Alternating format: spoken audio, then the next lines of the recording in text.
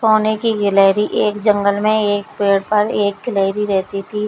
وہ پیڑ کی ڈال پر ادھر ادھر پھدکتی رہتی تھی، پیڑ سے نیچے آ کر اپنا دانہ چگتی تھی، دانہ کھا کر پیڑ پر واپس چلی جاتی تھی۔ ایک دن گلہری نے سوچا، یہاں جنگل کا کھانا کھاتے کھاتے بہت دن ہو گئے، کیوں نہ شہر جایا جائے۔ گلہری شہر جانے کے لیے ایک سڑک کے کنارے پیڑ پر بیٹھ جاتی ہے۔ تھوڑی دیر میں وہاں سے ایک ٹرک گزرتا ہے، گلہری اس پر کود جاتی ہے۔ ٹرک کے اندر سبزیاں بھری ہوئی تھیں جو گاؤں سے شہر جا رہی تھیں۔ گلہری ٹرک کے اندر مزے سے سبزیاں کھاتی ہوئی شہر میں پہنچ جاتی ہے۔ جب ٹرک رکتا ہے تو وہ اتر کر پاس ہی میں ایک دکان میں گھس جاتی ہے۔ دکان میں اناج رکھا تھا، گلہری وہ اناج کھانے لگتی ہے۔ کچھ دیر میں دکان کا مالک گلہری کو بھگانے کے لیے آتا ہے، گلہری وہاں سے بھاگ جاتی ہے۔ ایک آدمی اپنا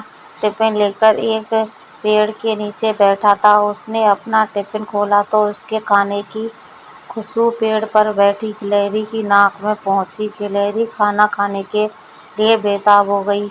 تبھی وہ آدمی پانی لینے گیا، گلہری چپ چاپ نیچے اتری اور اس کے ٹفن میں سے ایک روٹی اور اچار کو کھانے لگی۔ کچھ ہی دیر میں وہ آدمی واپس آیا، اسے دیکھ کر گلہری واپس پیڑ پر چڑھ گئی۔ وہ اپنے ساتھ روٹی کا ایک ٹکڑا بھی اٹھا لائی تھی۔ کھانا کھا کر اسے پھر سے بھوک لگنے لگی، وہ آگے چل دی۔ وہاں ایک جگہ ہولی کے لیے رنگ تیار کیے جا رہے تھے۔ دو بڑے بڑے ڈرم میں ہولی کے لیے ایک چاندی کا اور ایک سونے کا رنگ گھول کر رکھا تھا۔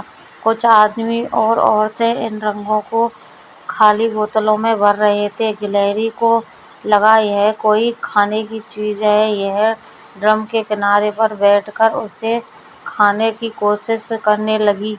اس نے اپنی جیبھ اسے چاٹنے کے لیے آگے بڑھائی تھی کہ وہ ڈرم میں گر گئی۔ ڈرم سے سونے کے رنگ کی کچھ چھینٹیں پاس ہی کام کر رہی ایک عورت پر گئیں۔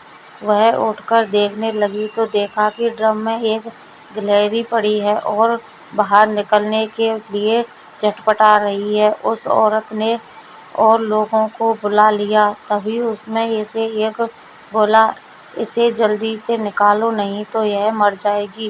ایک آدمی نے ایک بڑی سی رنگ چھاننے کی چھلنی سے گلہری کو باہر نکالا اور وہیں پاس میں ایک اور رکھ دیا۔ گلہری وہیں بیٹھی رہی، وہ دھیرے دھیرے ہاتھ پیر چلا رہی تھی لیکن وہ اٹھ نہیں پا رہی تھی۔ اسے چھوڑ کر سبھی اپنے اپنے کام میں لگ گئے۔ گلہری بہت ڈر گئی تھی۔ کچھ دیر بعد اس کا رنگ سوکھنے لگا جہاں وہ لیٹی ہوئی تھی۔ کچھ دیر میں وہاں تک دھوپ آنے لگی، دھوپ کے کارن اس کا رنگ جلدی سے سوکھ گیا۔ گلہری اٹھی اور دھیرے دھیرے چل کر آگے چل دی۔ وہ آگے جا رہی تھی، تبھی اس نے اپنے آپ کو دیکھا تو اس کا پورا بدن سونے کے رنگ میں رنگ چکا تھا۔ گلہری بہت خوش ہوئی، وہ پھر سے سڑک کنارے ایک پیڑ پر بیٹھ گئی۔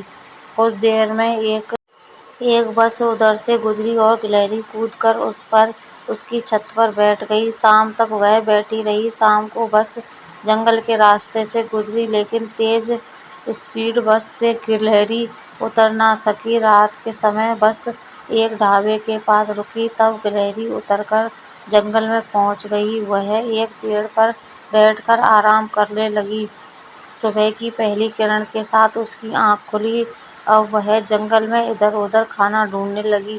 جنگل کے سبھی جانور اسے دیکھ کر حیران تھے۔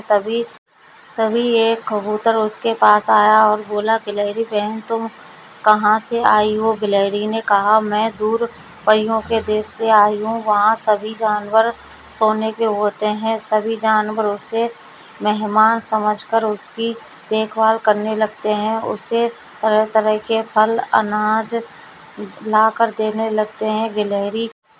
گلہری کے مزے آ گئے، وہ مزے سے سب کھانے لگی۔ ایک دن ایک کوہ اس کے لیے امرود لے کر آیا اور بولا، گلہری بہن کیا تم مجھے اپنے ساتھ پریوں کے دیش لے چلو گی؟ میں کالا ہوں، یہاں سب مجھے چڑھاتے ہیں، میں بھی وہاں جا کر پریوں کے جادو سے سونے کا بن کر آنا چاہتا ہوں۔ یہ سن کر گلہری ہنسنے لگی۔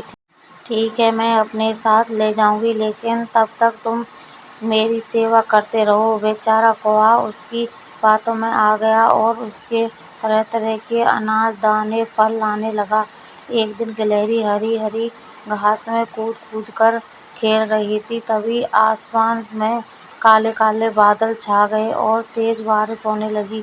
گلہری نے ادھر ادھر دیکھا، لیکن وہاں کوئی بھی پیڑ نہیں تھا۔ اس بارش میں اس کا سنہرا رنگ دھلنے لگا اور جگہ جگہ سے اس کا اصلی رنگ دکھنے لگا۔ بارش رکنے پر سبھی جانور اس کے پاس آئے۔ اس میں سے ایک سیال نے کہا، بھائیو، اس نے ہم سیدھے سادے جانوروں کو بیوقوف بنایا ہے، اسے سزا ملنی چاہیے۔ گلہری نے روتے ہوئے کہا، نہیں، میں سچ کہہ رہی ہوں، یہ تو یہاں کا کھانا کھانے سے میرا رنگ پھیکا پڑ گیا۔ سبھی جانور اس کا وشواس نہیں کر رہے تھے۔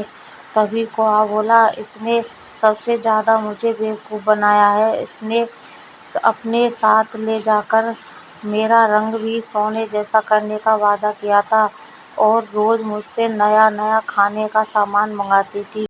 کچھ دیر اسی طرح بھیڑ لگی۔ دیکھ کر جنگل کا راجا شیر وہاں آیا۔ اسے دیکھ کر گلہری کانپنے لگی، کیونکہ اگر شیر کو اس کی چالاکی پتہ لگ گئی تو وہ اسے کھا جائے گا۔ شیر نے پوچھا تو گلہری نے ساری بات بتا دی۔ یہ سن کر سبھی جانور ہنسنے لگے۔ شیر بھی ہنسنے لگا۔ وہ بولا، چلو، ہم تمہیں معاف کر دیتے ہیں، لیکن تمہیں وعدہ کرنا ہوگا کہ آج کے بعد تم شہر نہیں جاؤ گی۔ اچھا کھانے کا شوق آج تمہیں مروا دیتا۔ گلہری روتے ہوئے بولی، مہاراج، میں آج کے بعد کبھی بھی نہیں جاؤں گی۔ اور کوہ بھیا، میں کل سے آپ کو دانہ لا کر دیا کروں گی، جو کہو گے۔ کچھ دیر میں بارش پھر سے شروع ہو گئی۔ سبھی جانور کہیں نہ کہیں جا کر چھپ گئے، لیکن گلہری وہیں گھاس میں اچھل کود کرتی رہی، جس سے شہر کا رنگ پوری طرح سے اتر گیا۔ کہانی